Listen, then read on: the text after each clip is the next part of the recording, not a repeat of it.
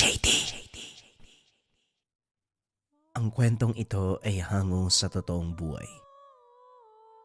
Mula ito sa isa nating kabayan. Naitago na lamang natin sa pangalang Lucas. Ito ay kwento ng isang lalaki na labis ang pagmamahal. Taong 1969, Palawan. Sa isang liblib na parte ng Palawan, merong munting baryo na puno ng misteryo para sa karatig bayan.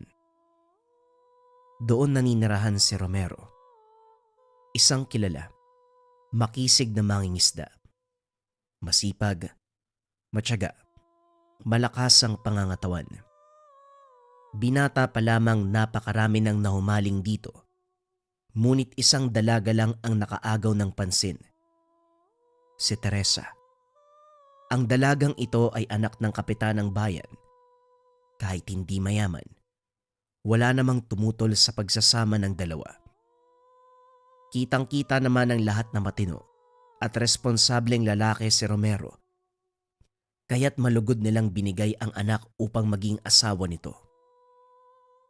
Ilang taong namuhay ng matiwasay ang dalaga. Si Teresa ay napakabait, masiyahing babae.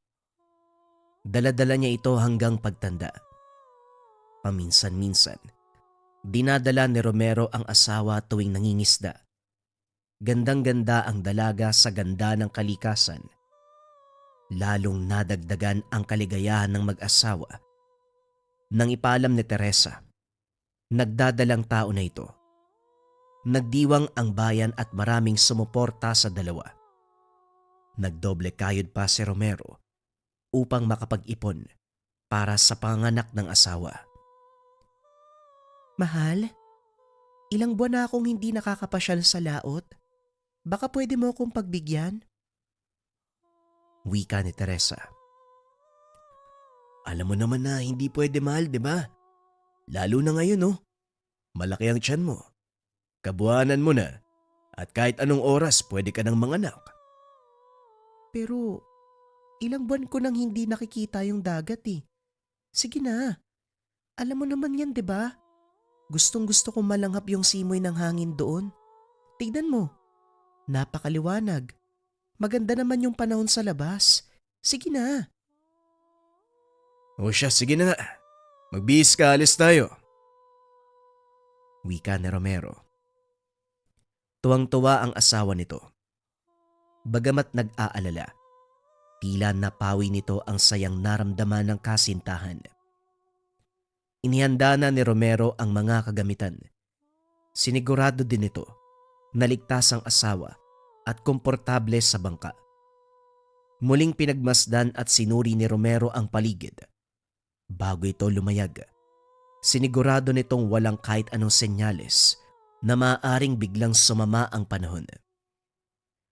Habang nasa laot tuwang-tuwa si Teresa, inilabas nito ang mga kamay at pinaglaruan ng tubig. Si Romero naman ay nangingisda. Hindi nito pinabayaan ang nobya. Mukhang kailangan na nating umuwi. Tumataas ang alon. Pero maganda ang panahon na, tignan mo. May araw pa nga oh. Oo nga, mukhang maayos ang panahon pero maniwala ka sa akin. Masyado nang mataas ang alon. Parang may paparating na bagyo. Muling pinagmasdan ni Teresa ang paligid. Maayos pa rin at maliwanag ang langit. Katamtaman ang hangin. Masyado pang maaga. Pero sige, alam ko naman na. Biglang umalog ang bangka. Hanggang sa tuluyan itong tumaob. Kagad hinanap ni Romero ang asawa. Bagamat mataas ang alon, magaling na lumangoy ang lalaki at wala pang ilang segundo ang pagkataob ng dalawa. Kaya naman laking pagtataka nito kung bakit kahit gaano katagal sisirin ng tubig, hindi niya makita ang asawa. Halos ilang oras sa laot si Romero kung saan-saan na ito naganap. Nilangoy nito ang pinakamalalim na kaya niyang puntahan, ngunit hindi pa rin matagpuan ang kasintahan. Kahit gutom, nanginginig sa lamig, Kulubot na ang mga balat. Hindi pa rin ito tumigil kakahanap kay Teresa. Hindi na alam ni Romero kung ilang oras pa ang lumipas bago ito nawalan ng malay. Nagising na lamang ito sa tabing dagat. Tuyo ang mga labi at terik ang araw. Oh, gising ka na pala. Wika ng isang matanda. Pinagmasdan ni Romero ang paligid. Puro buhangin, mainit. Nagkalat din ang mga basura. Asan po ako? Si Teresa, yung asawa ko.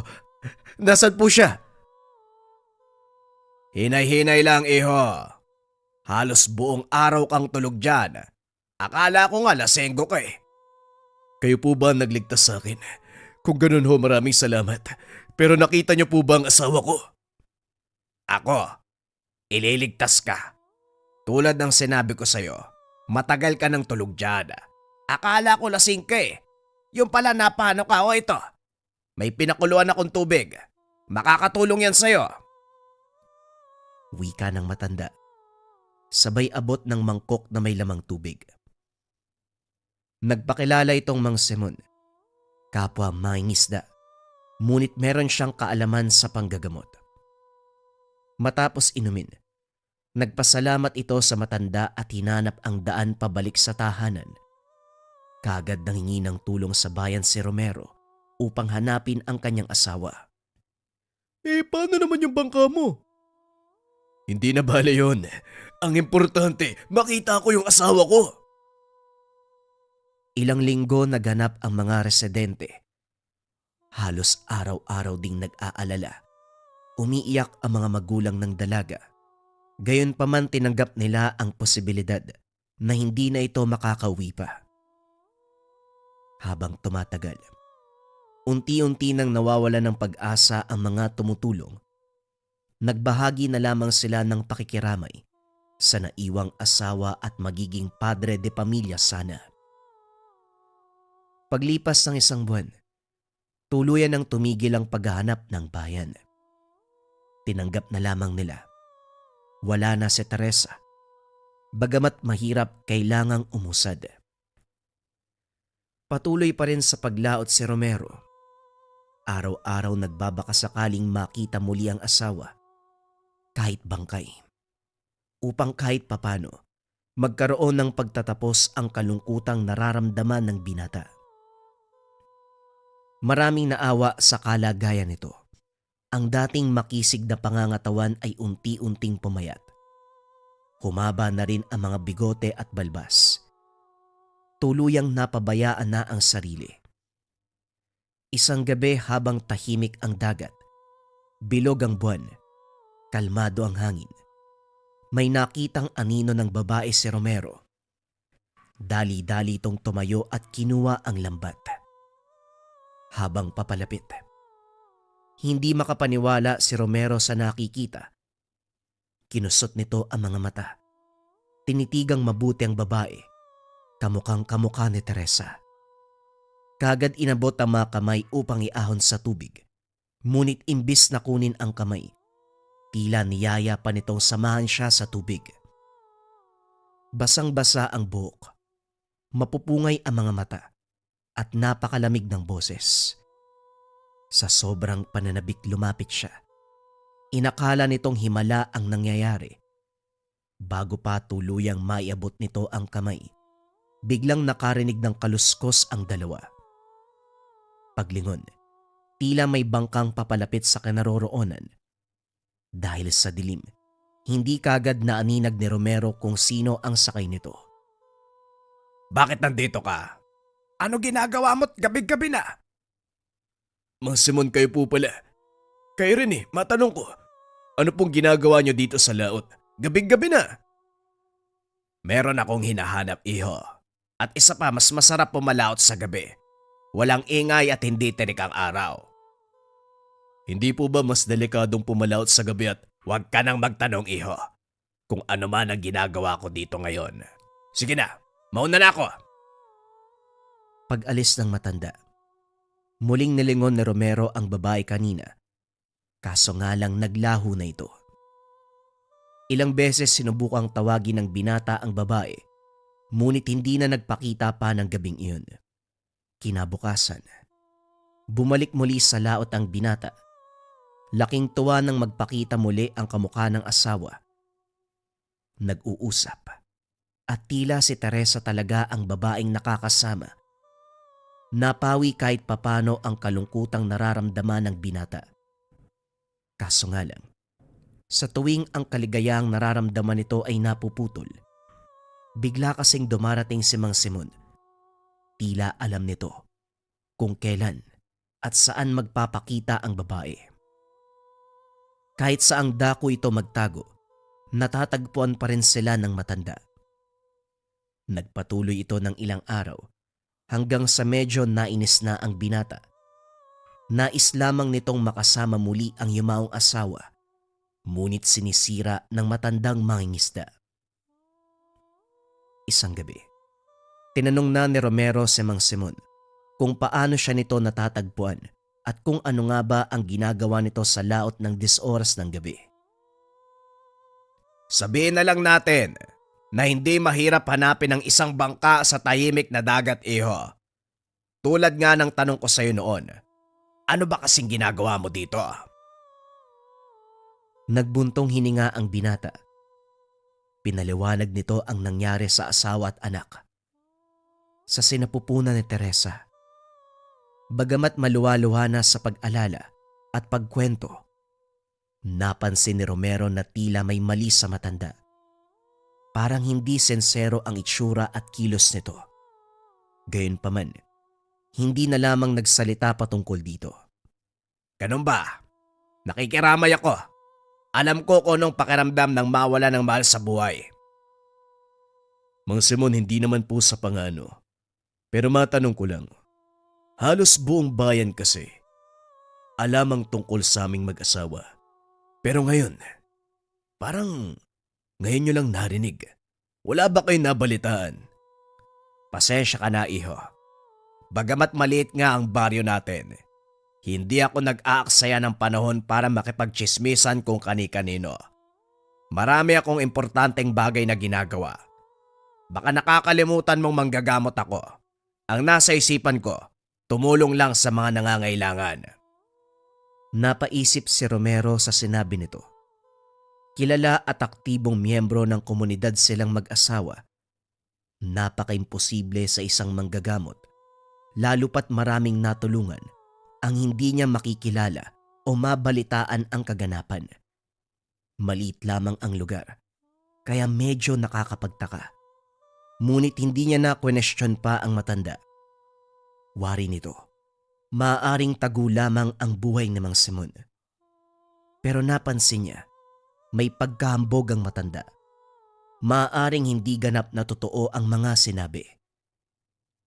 Nga pala, iho, bago ko makalimutan, mag-iingat ka sa laot lalo na sa mga ganitong oras. Bukod kasi sa mga isda at lamang dagat, merong mga nilalang na hindi natin inaakalang namumuhay pala kasama natin sa mundo. Ano pong ibig niyong sabihin, Manong? Maniwala ka o hindi, merong mga nilalang na katulad ng kataw. Alam kong hindi maiintindihan ng isang katulad mo ang mga ganyang nilalang, lalo na't binata ka pa eh. Pero ako mas matanda ako sa'yo. Maraming karanasan at kaalaman sa mga bagay na hindi pa alam ng mga normal na tao. Alam ko po kung ano ang kataw, Lolo. Mga nilalang sila sa dagat na mukhang syokoy at nambibiktima ng mga tao. Minsan para silang sirena. Nangaakit na mamangisda, hindi po ba? Pero ang hindi mo alam, meron din itong kakayahang baguhin ang itsura at boses ng kung sino mang makain ito.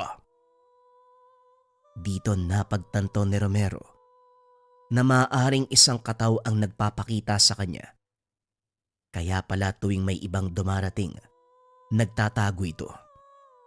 Maaaring alam ng nilalang na isang manggagamot o may kaalaman si Mang Simon upang puksain ang katulad niya. Nalungkot at tila may halong sama ng loob ang binata. Kahit papano ay umasa at naniwala si Romero na tila milagro ang nangyari. Ang nakikita at nakakasama gabi-gabi ang asawa.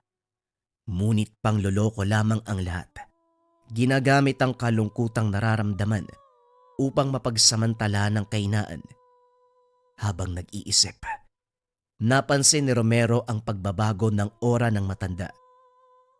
Ang ngiti ni Mang Simon, napalitan ng pagiging seryoso. Tila malalim ang iniisip.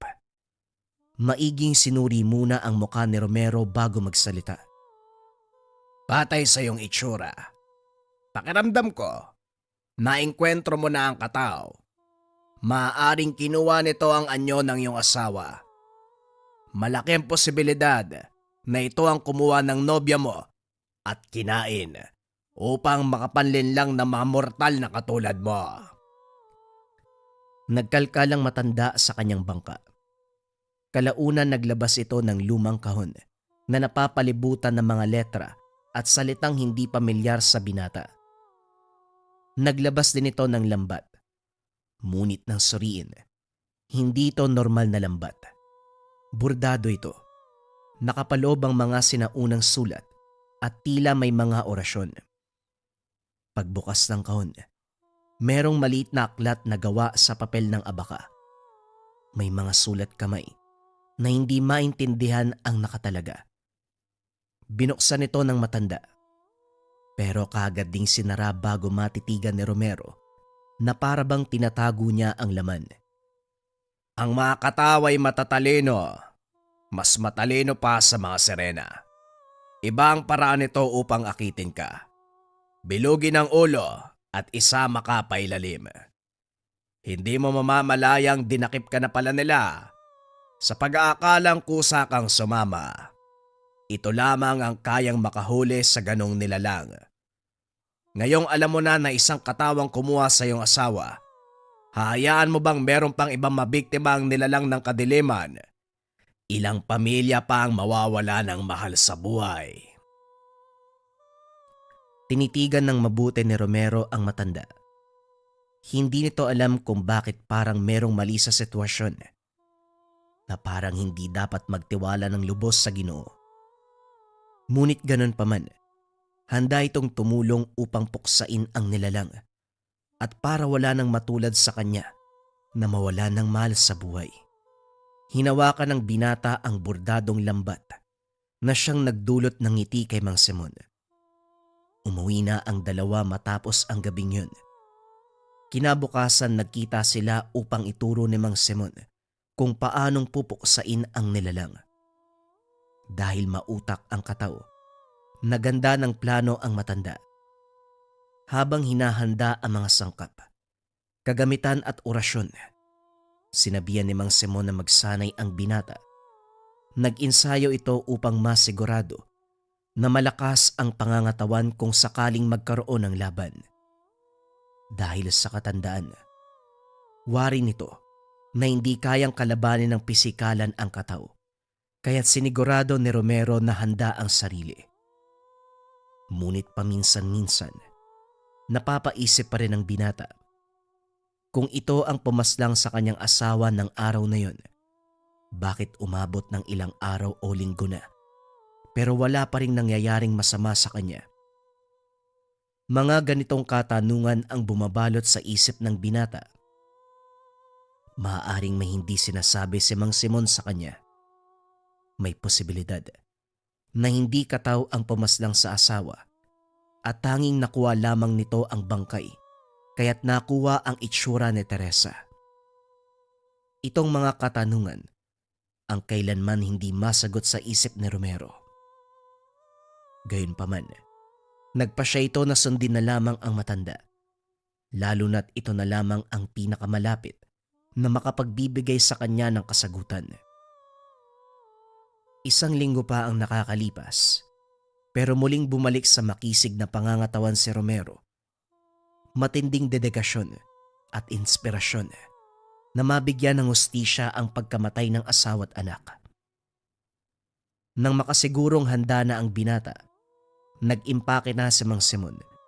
Dinala ang lahat ng kailangan, pumalaot ng gabing yun. May halong kaba ang nararamdaman ng binata. Hindi nito sigurado kung magiging matagumpay ba ang pinaplano ni Mang Simon, lalo na't napakasimple lamang ng balak nito. Habang nasa bangka, pinakita ni Mang Simon ang isang maliit na punyal na gawa sa mga kabibe at pilak. Merong dasal na nakaukit. Ito ang gagamitin upang tapusin ang nilalang. Matanong ko lang po. Itong nakalagay sa punyal parang salitang hiling. Wala yan iyo. Huwag mong isipin. Ang ibig sabihin ng hiling, hinihiling na matugis na ang nilalang na kumakain ng tao. Halata sa boses na tila may tinatago, kaya kagad iniba ang usapan. Iyo, naaalala mo ba ang plano? Imposibleng makalimutan ni Romero ang plano. Napakasimple nito. Kahit bata ay matatandaan. Ulitin ko. Sa malaking bato sa may dako roon, doon muna ako mananatili. Habang ikaw nandito lang sa bangka. Katulad ng mga unang beses niyong pagkikita ng kataw, aakalain niya mag-isa ka lamang at muli ka nitong akitin. Magbibigkas na ako ng mga orasyon upang bahagyang manghina ang nilalang. Pagkatapos nun hulihin mo gamit ang bordadong lambat. Tatapusin ko gamit ang punyal na ito. Huwag po kayong kabahan dahil naaalala ko, Mang Simon. Hindi ko makakalimutan yung plano eh. 4 na beses mo nang pinapaliwanag yung simpleng bagay na yun. O siya, sige na. Oo na, malapit na tayo. Sumampa ito sa malaking bato. Nagtago sa likod. Ngunit hindi maiwasang matawa sa loob ni Romero. Tila imposible na hindi ito makita ng nilalang, lalo na't buong dagat ang teritoryo nito. Gayunpaman nirespeto na lamang ni Romero ang matanda, lalo pat isa itong manggagamot at marami ng karanasan ayon sa sariling bibig. Habang naghihintay, hindi maalis ni Romero sa isipan ang itsura ni Teresa, ang babaeng nakikita niya gabi-gabi. Tila mismo ang asawa. Hindi ito makapaniwala na ganun na lamang kagaling ang abilidad ng kataw na gayahin. Hindi lamang ang itsura at boses ng yumao, kundi maging ang presensya at aura. Makalipas ang ilang sandali, nagpakita na rin sa wakas ang nilalang kay Romero. Dahan-dahang umahon ang nilalang. Ngunit sa mata ni Romero, si Teresa pa rin ito. Nararamdaman ang presensya ng yumaong asawa. Habang nakataas ang mga kamay ng kataw, tila iniimbitahang sumama sa ilalim. Kagad sinugod ni Romero ang nilalang, bitbit ang bordadong lambat. At sa tulong na rin ng orasyon ni Mang Simon, nahuli nila ang nilalang. Hindi naging madali kay Romero, lalo na't boses at mukha ni Teresa ang gamit ng nilalang. Kailanman hindi nagawang pagbuhatan ng kamay o masigawan. Kaya naman ang mga kaganapan, lubos na ikinakasakit ng kanyang puso. Pumiglas, nanlalaban ng nilalang. Nagtamo ng mga sugat si Romero, pero hindi ito ininda. Pinagtuunan ng pansin ang misyon. Maigpit na hinawakan ng babae. Kalaunan matagumpay niyang nailagay ito sa loob. Pagkuha ng lambat, itinaas nito ang nilalang mula sa tubig. Unti-unting nagbago ang itsura ng kataw. Ang kaninang malaanghel na mukha ni Teresa, naging katakot-takot na pangitain. Maputla ang balat. Makaliskis ang balat. Matulis ang bagang. At ang mga mata, naging kasing itim ng uling. Lumalaban pa rin ito at pilit na hinihila si Romero paibaba. Halos muntik nang malunod ang binata. Ngunit naitali nito ang kataw ng maigpit sa lambat. Buong lakas na inangat ang nilalang.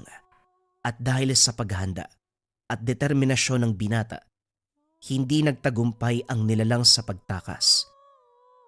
Pag-ahon muli sa tubig, isang matinding putok ng liwanag ang pumalibot sa laot.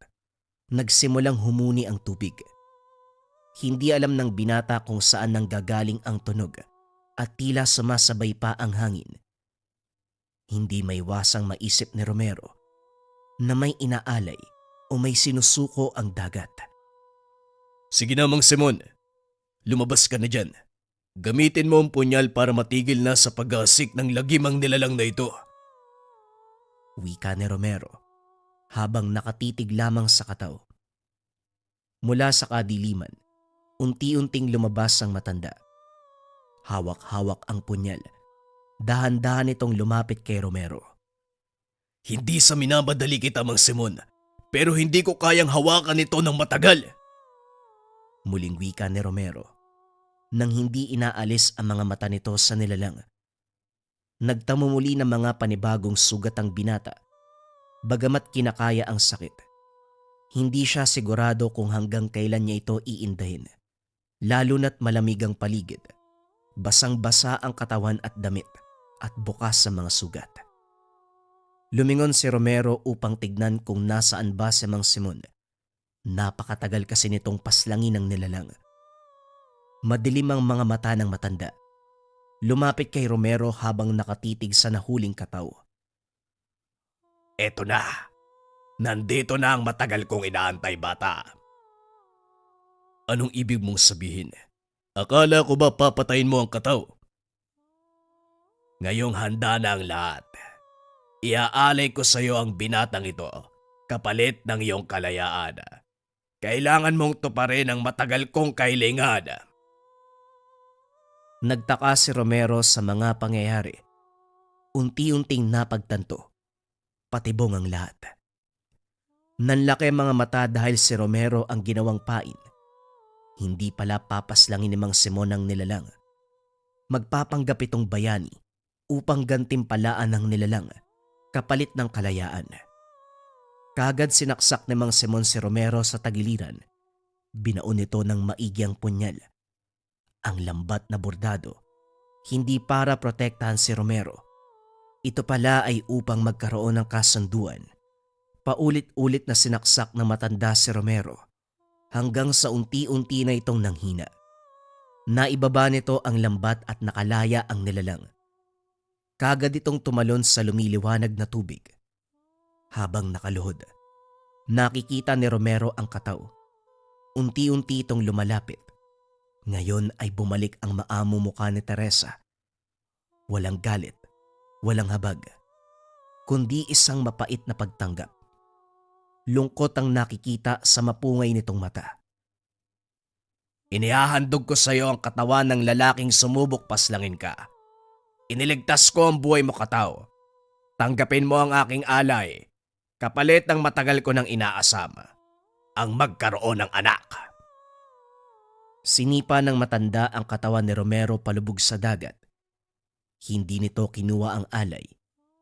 At habang nilalamon ng tubig ang bangkay ni Romero, narinig niya ang sinabi ni Kataw. Damang-dama ko ang pagmamahalan niyo. At kung ito ang kapalit, sasamahan na lang kita. Imbis na kainin ang alay, sumama ito sa kaluluwa ni Romero sa kailaliman. At hindi na muling lumitaw. Ang lambat ay unti-unti nang natutunaw. Ang liwanag ng dagat ay unti-unting naglaho. Ang alon ay tumahimik. Tila nagluluksa sa pagkamatay ng binata. Sa hindi malamang dahilan, kahit papano naramdaman ni Mang Simon na nagsisisi ang kataw dahil nagkahiwalay ang magkasintahan. Ngunit dahil sa pag-iibigan nila, sa huli, kahit sa kabilang buhay, muli silang nagsama. Naiwan si Mang Simon sa laot, umiiyak at galit. Nanginginig sa lamig. Madilim ang paligid. Matagal niyang inantay ang sakripisyo. Halos dekada ang ginugol upang matuklasan ang tungkol sa kataw at ang kapangyarihan nito na tumupad ng kahilingan. Ngunit ang anak na matagal nang inaasama, kailanman ay hindi dumating. Hindi tiyak ng mga residente kung ano ang tunay na nangyari kay Romero. Ang alam lang nila, maaaring dahil sa labis na kalungkutan, nagpakamatay sa laot. Kilala ang binata bilang isang taong nagmamahal hanggang sa dulo. Sinabi ng ilan na kapag habagat, lalo na sa gabi, may maririnig na pag-awit sa laot, tinig ng lalaking umibig sa kataw at tinanggap na lamang ang katotohanan kahit na ito pa ang naging kanyang wakas. Si Mang Simon, nanatili sa bayan pero nasiraan ng bait.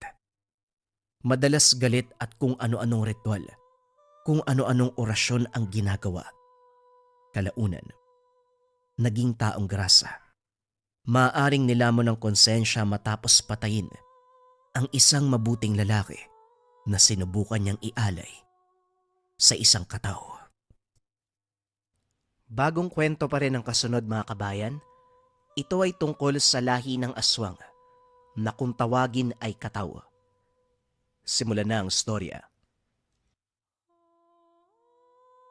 Ang kwentong ito ay hango sa totoong buhay. Mula ito sa isa nating kabayan na itago na lamang natin sa pangalang Ben. Taong 1988. Bukidnon. Hindi maiwasang magtaka ni Ben nang maisip ang tungkol sa paligid. Nakatayo ang tahanan sa gitna ng malawak na kagubatan, taniman ang kabilang bahagi. Ngayon lang naalala na kahit isang beses hindi nakitang may naligaw na hayop. Ang kapwa magsasaka naman, bihira lang makakita na may dalang kalabaw. Kung meron man, nawawala sa susunod na mga araw. Dahil dito, napatanong sa kamag-anak. Lolo, may tanong lang po ako. Naisip ko lang nasa liblib na baryo tayo. Kapitbahay natin kagubatan. Ang tahimik. Wala akong nakitang ni isang hayop na naligaw. Ano po ba nangyayari dito? Tanong ni Ben kay Lolo Nido. Akala ko naman kung ano na yan lang palang itatanong mo. Sa tinagal mo dito sa lugar, ngayon mo lang naisip yan. Gusto mo ba talagang malaman kung bakit? Tumango si Ben. Umayos ng upo dahil kapag ganito ang sitwasyon, mahaba ang kwento ng matanda. Hindi naman ganito kapayapa noon sa lugar na ito. Araw-araw kong nananalasa sa mga bahay ang mga hayop na mula sa gubat. Maraming mabangis, kagaya ng asong ligaw, baboy ramo, buitre, bayawak, at iba pang delikadong hayop. Ngunit lahat nagbago nang dumating ang magkapatid na nakatira sa masukal na bahagi. Ayon sa mga sabi-sabi, kinilala bilang aswang ang mga ito. Sa pagpapatuloy ng kwento, nung una pabiro lang ang tungkol sa pagsabi sa aswang. Mailap kasi sa mga tao at sa gabi lang nakikitang lumabas kaya hinihiritan. Pero napagtibay ang paniniwalang ito nang makauwi ang magkakahoy na si Roman. Duguan. Maraming kalmot sa iba't ibang bahagi ng katawan. Sumisigaw ng aswang habang tinuturo ang tahanan ng magkapatid. Kagad naniwala ang karamihan dahil sa misteryosong pagkatao ng mga ito. Minsan na ring naisip, lusubin ang mga ito, pero sa sandaling makaharap ay umuurong. Salip na kumprontahin, babalik sa daan ang mga tao. Ang sabi pa nila, kung makakaharap ang magkapatid na ito, magdudulot ng kilabot ang mga mata. Malakas ang presensya, maging ang amoy sa katawan. Hindi naman sila kumakain ng tao dahil kung tawagin ang lahi ay silab. Mga uri ng aswang na hayop lamang ang tawag ng sikmura. Kaso nga lang, kapag hinahamon, walang pagdadalawang isip na papatay ang mga ito. Kaya naman magmula noon, wala nang basta-bastang naglalakad sa loob ng kagubatan. Lahat ng daanan ay inilipat sa taniman. Doon maraming magsasaka sa araw-araw. Bihirang mapagawi ang magkapatid dahil ayaw ng mga ito ang makita ng mga tao. Ikaw mahilig ka pa namang magtirador.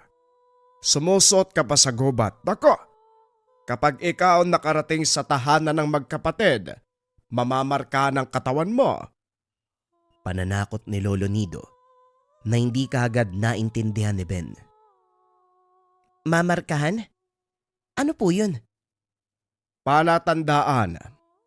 Ang ibig kong sabihin, kapag napagdiskitahan ka ng magkapatid na yon, baka magtamo ka ng kalmot sa iba't ibang bahagi ng katawan. Swerte kung sugat lang, paano kung patayin ka? Ito lang ang masasabi ko, Ben. Iwasan mong mapagawi sa tahanan ng magkapatid. Isa-isip mo, dahil hindi kita mababantayan sa lahat ng oras lalo pa sobrang tanda ko na. Hirap na nga ako sa pagkilos Tumango naman si Ben, pero napapatanong pa rin sa sarili kung sino ang magkapatid. Narinig niya na ang pangalan ng mga ito, sina June at Jano, pero hindi pa nakita ang itsura. Makailang beses na rin siyang sumuot sa gubat. Doon pa nga minsan nagpapahinga, pero hindi sinuwerteng makasalamuha ang mga ito. Pagkatapos ng pag-uusap, babalik sa dating gawi si Ben. Binitbit ang tirador. Supot ng bato naman sa kabilang kamay. Sa ideya na manghuli ng ibon. Nakalimutan ang paalala tungkol sa magkapatid na aswang. Dire-diretso sa paglakad si Ben.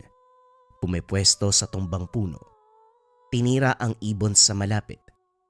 Hindi tinamaan kung kaya't hinabol. Tutok na tutok sa paghuli. Hindi na malayan kung saan lugar nakarating. Tuwang-tuwa nang mahuli ang ibon, pero napawi ito. Nang masipat ang nag-iisang tahanan sa hindi kalayuan. Napalinga sa paligid. Dito napagtantong malayo ang narating. Sinubukan ni Ben na hanapin ang daanan pero matapos ang ilang subok, bumalik lang sa kinakatayuan. Sa harapan ng tahanan, walang ideya kung sino ang nakatira. Lumapit at nagtawag. Tao po! Tao po! May tao po ba sa loob? Magtatanong lang po sana ako kung saan yung daan. Naligaw po kasi ako eh. Ilang ulit pa siyang tumawag bago may lumabas. Isang lalaki. Nasa tansya ay nasa edad 30. Magulo ang buhok. Kunot ang noo. Matalim ang titig. Punit-punit ang damit. Napakamot sa ulo si Ben nang makita ito. Natawa pa siya dahil parang taong grasa. Ikaw na nga tong nambubulabog, pero ikaw pa ang may ganang tumawa. Hinuhusgahan mo ba ako, bata? Tanong ng lalaki. Ay hindi ho, pasensya na. Bakit po kasi ganyan yung suot nyo? May maayos naman kayong tirahan pero punit-punit ang damit. Kakagising niyo lang po ba? Parang hindi pa po kayo nakakapagilamos eh. Humugot ng hininga ang lalaki. Sabay tikas ng muka. Bahagya itong lumapit. Diretsyong tumitig sa mga mata ni Ben. Iyo, Ang lakas mong magsalita ah. Hindi mo ba kilala kung sino ko? Sandaling napaisip ang binata. Umiling na rin dahil hindi kilala ang kausap. Hindi po eh. Sino po ba kayo? Muling kumunot ang noo ng lalaki. Sinuri ng tingin ng binata. Inaalam kung nagsisinungaling ba ito o nagsasabi ng totoo. Nang makumpirmang hindi siya nito kilala, may naglalarong ideya sa isipan. ang pangalan ko ay Caleb. Tinatanong lang kita para makita ang reaksyon mo. Bakit ka ba nagpunta sa lugar na ito? Nanghuli po ako ng ibon. Ang problema, sa sobrang tutok ko sa paghuli, hindi na malayan na nakarating kung saan-saan na. Parang ang pinaglalaruan ako ng engkanto kasi kahit saan ako dumaan, bumabalik ako dito sa tahanan mo. Pwede po bang ituro mo sa akin yung daan pa uwi? Gusto ko po kasing ihawin yung nahuli ko. Pang-ulam lang. Inosenteng sagot ni Ben. Ipinakita pa kay Caleb ang nahuling ibon. Napangiti si Caleb bago'y tinuro sa binata ang daan. Inimbitahan sa bakuran at inalok ang mga ibong nahuli kanina. Gulat si Ben nang ibagsak sa mesa ang naglalakiyang ibon. Sariwa pa ang sugat. halatang bagong huli. Sa bakuran na rin sila nag-ihaw, nag-usap habang kumakain. Makalipas ang ilang sandali, dumating ang kapatid ni Caleb na agarang tinawag sa pangalang Rael. Naintindihan nito ang senyas ng kapatid. Sumalo na rin at nagpatuloy ang pag-uusap. Pagsapit ng hapon si Caleb ang nagatid kay Ben. Daldal pa rin ang daldal ang binata kaya hindi na malayan ang dinaanan. Nang makarating sa taniman, kagad nagpaalam si Caleb. Iimbitahan sana ng binata sa kanila para ipakilala kay Lolo Nido. Pagbalik ng tahanan, pinaliwanag ni Ben ang nangyari. Tahimik na nakikinig ang matanda. Hinayaang matapos ang binata bago sumabat. Mabuti naman pala, may nahanap kang kaibigan pero mapagkakatiwalaan ba sila? Oo naman ho. Kasi kung hindi, malamang. Kanina pa ako ginawa ng masama. Pinakain pa nga ako tapos sinatid pa uwi. Dadaling ko po sana dito kaso nagmamadaling nagpaalam. Malamang hindi na yun sasama sa'yo. Malayo pa yung uuwian malapit nang magdilim. Ikaw, kalalaki mong tao. Pero kung makipagkwentuhan ka, abutin ng gabi. Mabuti na lang hinatid ka nung, Caleb? Kung hindi, mamaya makasalubong mo pa yung mga aswang Yon ang mas delikado at saka, hindi ba sinabihan kita, huwag ka munang magtitirador. Kung sa balwarte ng aswang ka napadpad, malamang sumakabilang buhay ka na sa katigasan ng ulo mo. Lolo naman, grabe ka naman magsalita. Ayos naman ako nakauwi Wala namang nangyari sa akin. Huwag na po kayong matakot. Lokong bata to. Magsalita ka pa na ganyan. Kapag nagdilang anghel, ewan ko lang. Natawa si Ben sa sinabi ng matanda. Nagbibiro lang siya, pero nagbibigay ng makatotohanang reaksyon si Lolo Nido. Ito ang isa sa nagustuhan niya sa matanda. Kahit biro lang, mararamdaman ang tunay na pakiramdam tungkol sa sitwasyon. Si Lolo, mahal na mahal talaga ako. Sige na ho, mauna na po kayo sa pagtulog. Dito muna ako sa sala magpapalipas ng oras. Habang nagmumuni-muni, napansin ni Ben ang ingay sa labas. Laking gulat dahil ngayon lang narinig ang hiyaw ng aso. Sunod-sunod ang pagpapakawala ng daing na para bang may nananakit. Dali-daling binuksan ang bintana. Sakto lang na umuwang ng kaunti. Masyadong madilim.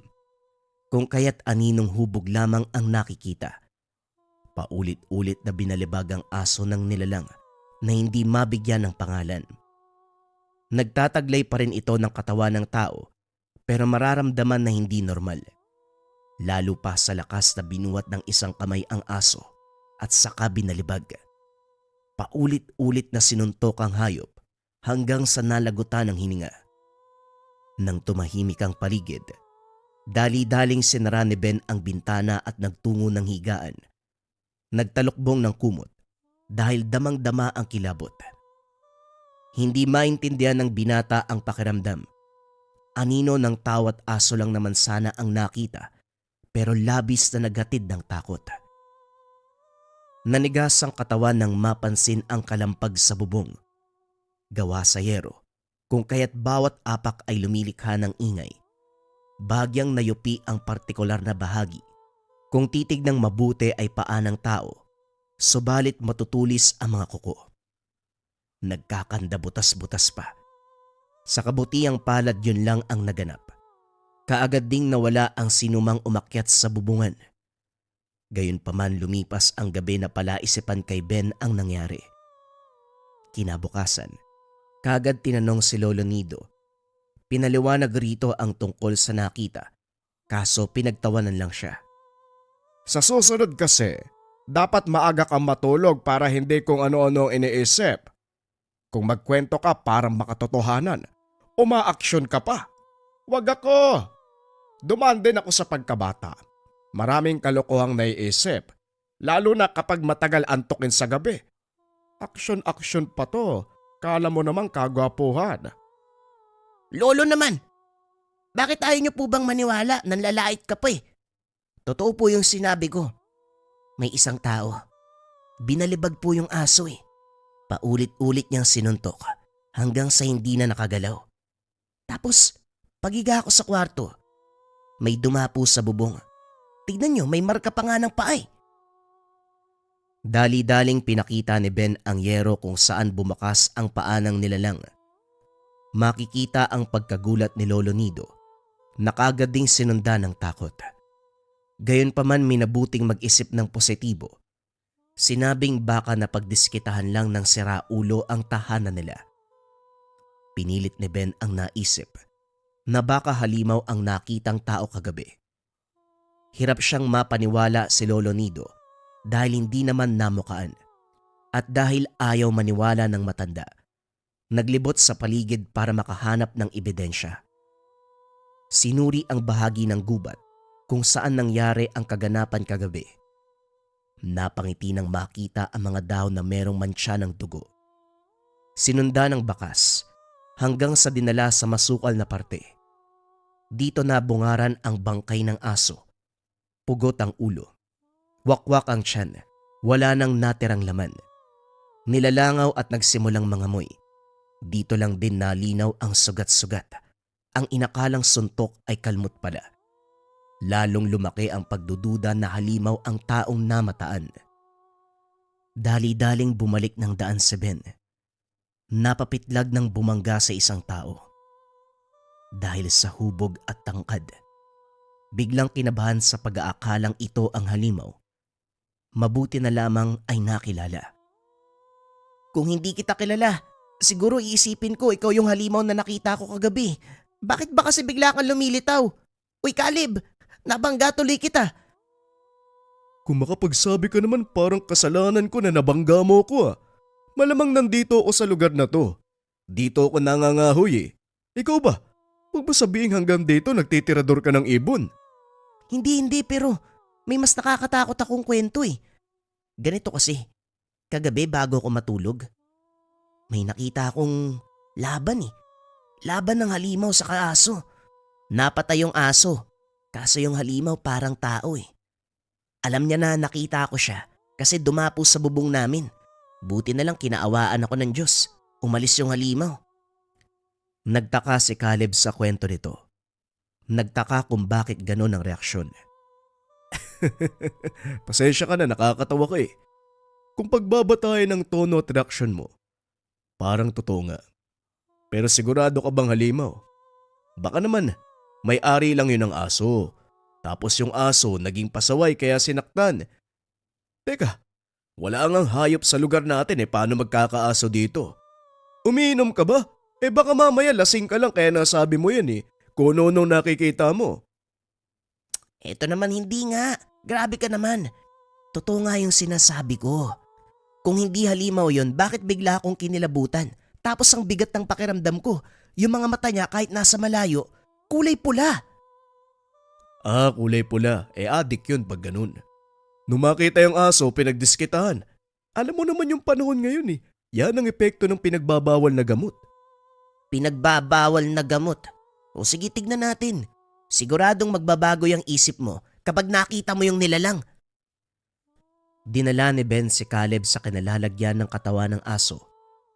Kaagad itong nag-iwas ng tingin. Nagtakip ng ilong habang nagsusuka sa tabi. Tawang-tawa si Ben habang nanonood. Dali-dali siyang lumayo nang marinig ang nakakakilabot na pagpalahaw. Unti-unting lumapit sa kinalalagyan kung kaya't nagsipagtakbuhan, nakahinga ng makalayo. Dumiretso si Ben sa kakilalang magsasaka na nakita sa unan. Taniman na sa bahaging iyon. Nagtaka ang binata dahil paglingon, nawala bigla si Caleb. Pinaliwanag ang kaganapan pero ayaw ng matanda na pumasok sa gubat. Natatakot sa magkapatid na aswang. Pinagalitan siya dahil basta-basta na lamang pumasok sa lugar. Hinatid siya pauwi. Ito pa ang nagsumbong kay Lolo Nido. Dahil dito napagalitan ng malala si Ben. Napalo pa ito ng lolo.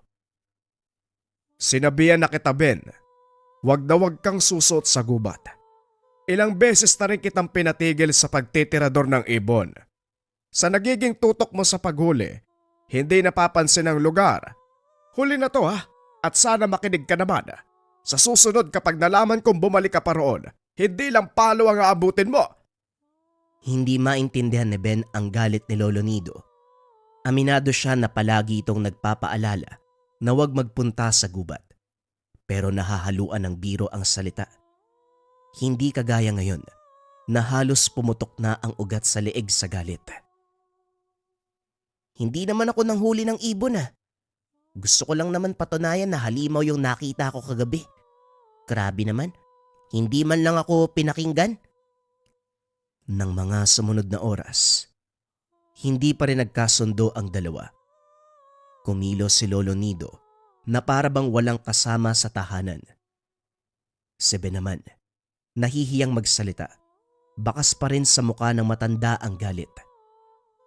Nanatili na lamang siyang tahimik, inantay kung kailan huhupa ang sitwasyon.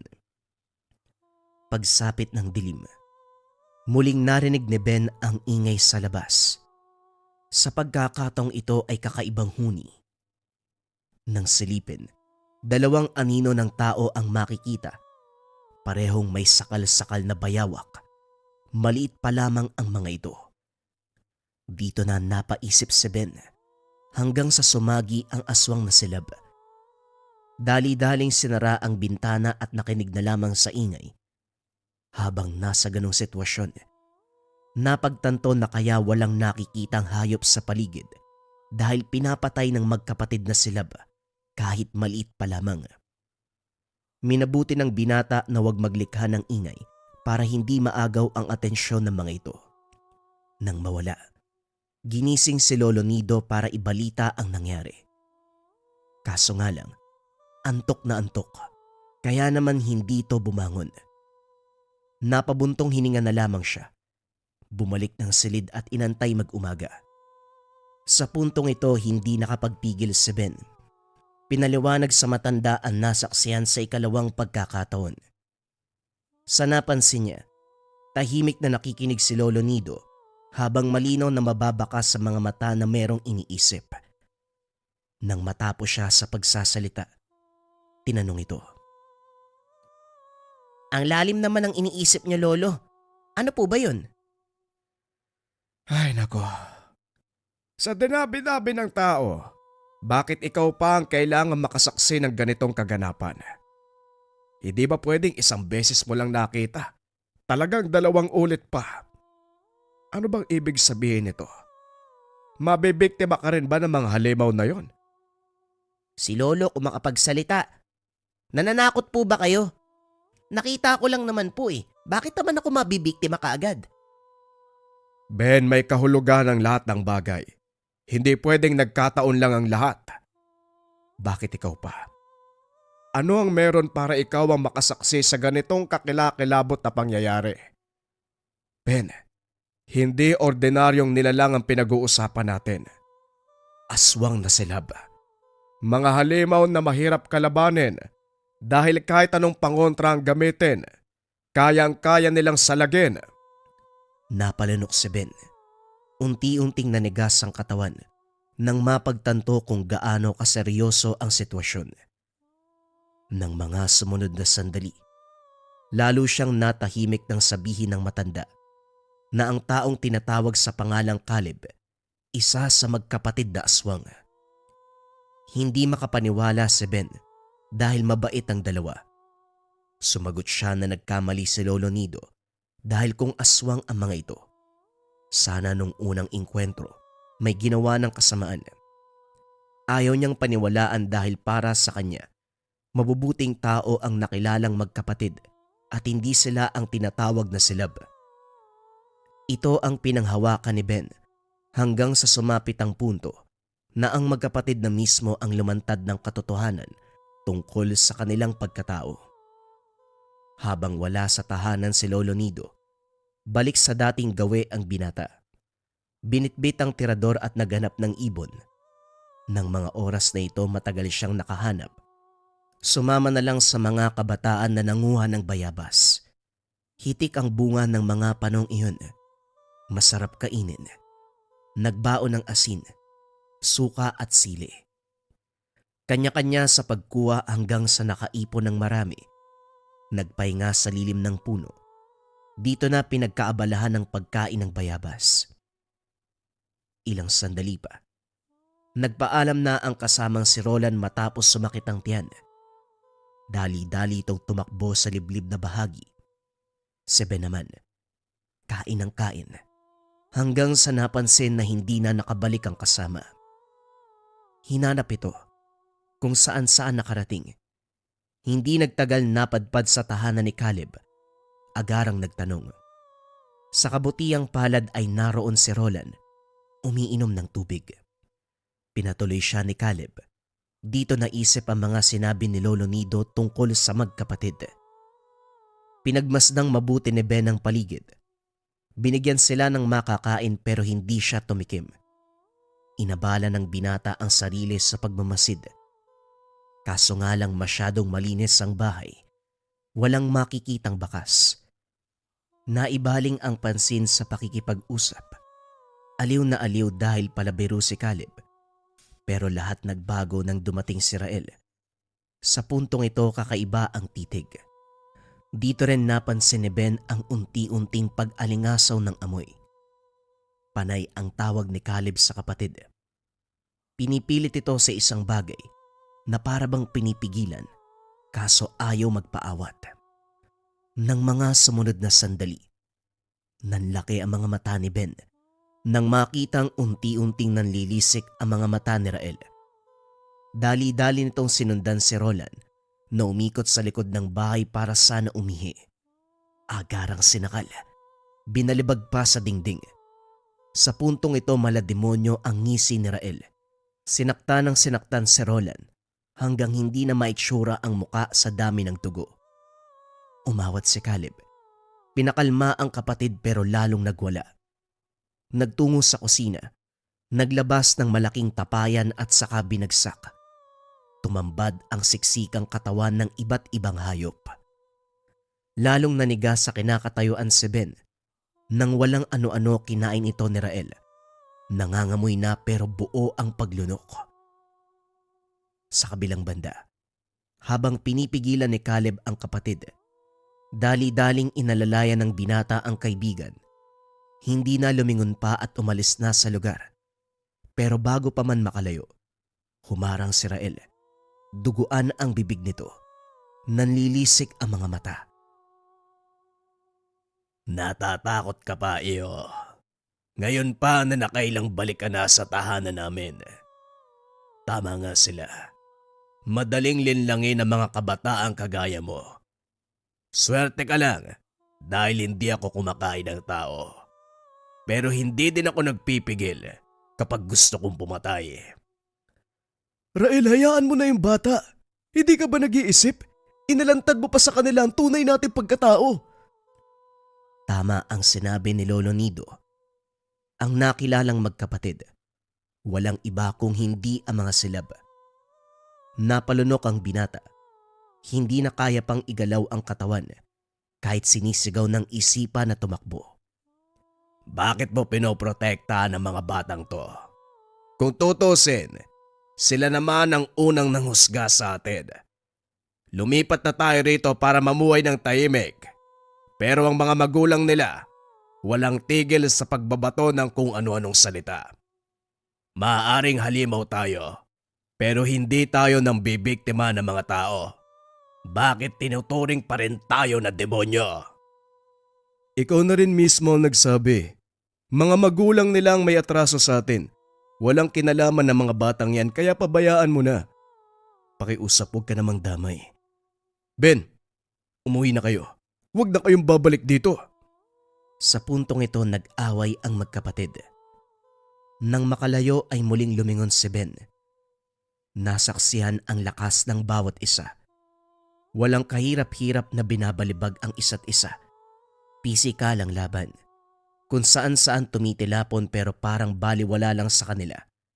Bumangon at nagpatuloy sa bakbakan.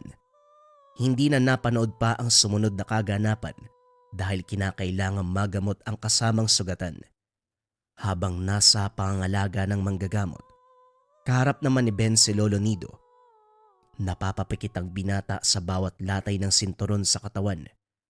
Sa puntong ito, hindi lang sermon ang natanggap. Ang sabi ko, huwag ka nang bumalik sa gubat, pero matigas ang ulo mo. Tignan mo ang sinapit ni Roland. Nakakaawa. Maging ang mga walang muwang ay dinamay mo sa kalokohan mo. Eto, nang magtanda ka! Sunod-sunod na hampas ng sinturon ang lumapat sa hita at binti. Hindi umimik si Ben. Tinanggap ang lahat ng pasakit dahil napagtanto ng binata ang pagkakamali. Hindi niya inasahan na aabot sa ganitong sitwasyon. Pagkatapos ng disiplina, sumugod sa tahanan ang mga magulang ni Roland. Parehong galit. Hinahanap si Ben. Si Lolo Nido ang humarap sa mga ito at nagpaliwanag. Sa kabutiang palad ay naintindihan. Nangingi na lamang ng dagdag pambayad sa manggagamot at sa gagastusin sa gamot. Hindi na bahala ang matanda dahil kababata ang manggagamot. Tumatanggap ito ng prutas o mais bilang kabayaran. Sa paglipas ng mga buwan bumuti ang pakiramdam ni Roland. Subalit nagulat na lamang ang lahat nang bigla itong mawalan ng buhay. Balik sa normal ang kondisyon matapos gumaling sa panggugulpe ng silab. Kaso hindi inaasahan ang pagkakataon. Biglang nalagutan. Binalikan si Ben at sila ang sinisi. Pinaglaban ni Lolo Nido ang apo. Huwag niyong sinisisi sa amin ang kamatayan ng anak niyo. Nakita niyo naman na gumaling siya mula sa unang kaganapan. Kung merong sisisihin, dapat kayo yon. Huwag niyong ibaling sa ibang tao ang pagiging pabayang magulang niyo. Sa isip ni Ben, posibleng may kinalaman pa rin sa aswang ang nangyari kay Roland. Nang matandaan ang sinabi ng manggagamot, dali-daling kinausap. Manong, nung ginamot niyo po si Roland, naalala kong sinabi niyo. Gagaling ang sugat sa katawan, pero may mangyayari pa ring masama. Tama po ba? Tama. Nilinaw ko yun sa mga magulang ng binata. Hanggang doon lang ang kaya kong gawin. Hindi ko magagawang isalba ang buhay ng tao, lalo na kung ang dahilan ay silab. Hindi tinatablan ng anumang pangontra mga yan. Ganon din ang dulot nilang kamatayan. Kinagabihan. Hindi pa rin mawala sa isip ni Ben ang nangyari sa Yumao. Sa kalagitnaan, sa pagsapit ng 10 oras, muling napansin ang ingay sa labas. Nang silipin, ang kalabaw ng kapitbahay na bagong bili, tinambangan ng 2 halimaw. Hindi na kailangan pang isipin kung sino ang mga ito dahil kilala na ang amoy. Walang iba kung hindi ang magkapatid na silab. Mabilis ang naging galaw. Hindi na namalayan kung paanong tinapos ang kalabaw. Naunang umalis si Rael, samantalang huminto si Caleb. Bumalik ito ng tahanan, lumapit sa kinalalagyan ni Ben. Huwag ka matakot, Ben. Pasensya na kung kailangan mong masaksiyan ng ilang ulit ang pambibiktima namin. Huwag kang mag-alala. Ito na ang huli dahil lilisanin namin ang lugar. Gusto lang kita makausap sa uling pagkakataon dahil naging magkaibigan tayo. Humihingi ako ng pasensya, kaibigan, kung naranasan mo ang kakilakilabot na mga bagay. Wika ni Caleb. Bagaman nasa ganap na anyo, hindi nakaramdam ng banta si Ben. May gusto lang sana akong itanong. Bakit ako yung palagi nakakakita ng pambibiktima nyo? Nagkataon lang ba yun? O talagang gusto nyo na maging saksi ako? Hindi sumagot si Caleb. Isinabit sa bintana ang nahuling ibon. Naglaho na rin na parang bula. Sa kabilang banda, palaisipan pa rin kay Ben kung bakit siya nga ba ang nakakasaksi sa pambibiktima ng magkapatid. Mapahayop man o tao ang pagdidiskitahan. At dahil walang nakuwang sagot, pinagpalagay na lamang nagkataon ang lahat. Sa paglipas ng panahon, hindi pa rin nakakalimutan ni Ben ang tungkol sa magkapatid. Hindi pa rin siya tumigil sa pagtitirador ng ibon. Lalong-lalo na ngayon, Unti-unti nang bumabalik ang mga hayop sa kagubatan. Wala nang bibiktima sa mga ito. Nakalimutan na rin ng mga tao ang panganib na dulot ng silab. Marami nang nagpupunta sa gubat para mangaso, mangahoy at pastulan ng mga alaga. Higit sa lahat, hindi na natatakot na abutin ng gabi dahil wala nang nagtatangka sa kanilang buhay. Wala na ang kinakatakutan ng mga aswang na kung tawagin ay silab. Naghahanap ka ba ng mga gamit na makakatulong sa buhay mo? Pili ka na lang sa mga produkto na makakatulong sa buhay mo. Incenso candles, tea light version, pwede ring big version, or pwede rin yung nakalagay sa can. Pang-cleanse ng lugar, pangtaboy ng negative energy para maganda ang pasok ng swerte at iwas sakit na bunga ng negative energy. Or pwede ka ring magmarahuyo bracelet kabayan, kontrakulam, barang, tigalpo palipad hangin o anumang masamang uri ng sumpa. Kasama din sa marahuyo ang rebuelta. Kung ano yung sumpa na binigay sa'yo, ibabalik sa taong nagbigay. Kung pampaswerte naman ang gusto mo kabayan, pwede mong subukan ang Gabay Medalyon. Pinakasikat na medalyon sa likha merchandise, nagbibigay ng swerte at gabay sa career, health, love life and finance. Top 1 item yan sa likha. Pili ka na lang kabayan. Kung interesado ka, isearch mo lang ang shop ng Likha Merchandise.